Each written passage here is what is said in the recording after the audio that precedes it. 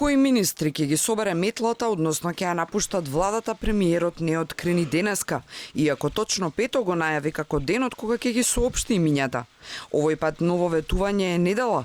Како оправдување ја наведе големата, како што рече, тридневна конференција, на која ќе присуствувале високи банкарски фактори од странство, па било важно земјава да се покаже како прав домаќин.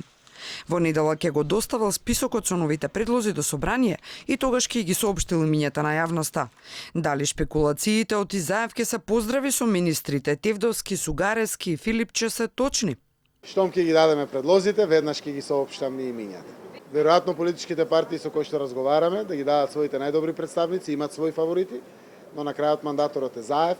Заев треба да види што е тоа најприфатливо решение, како најдобро ќе им служиме на граѓаните, одржувајќи ја политичката коалиција секако пред нас. Ќе има ли само ротации на кадрите или министри ќе се збогуваат со владата? Секако дека има промена на министри, нови министри и слично. Поголем дел е промена и Реконструкцијата чека од април. Тогаш беше децидно најавена. Потоа следеа претседателските избори, кога не се менуваат функционери. Пошто дојде на ред дебатата за датумот. Тогаш премиерот се предомисли дека можеби и нема да му треба реконструкција. Оти ако не добиеме датум, ќе го врател мандатот и најави предвремени избори. Но пак се предомисли. Реконструкцијата сепак ќе биде спроведена, рече. Ги најави имињата денеска, ама се предомисли уште еднаш. Сега ја чекаме недела.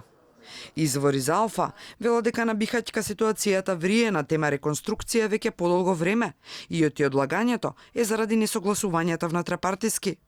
Како и да е, според шпекулациите, ни еден министер од ДУИ нема да излезе од владата, туку само може да биде ротиран во друг ресор. Информациите за горе споменатите тројца министри на СДСМ досега не се официјално демантирани.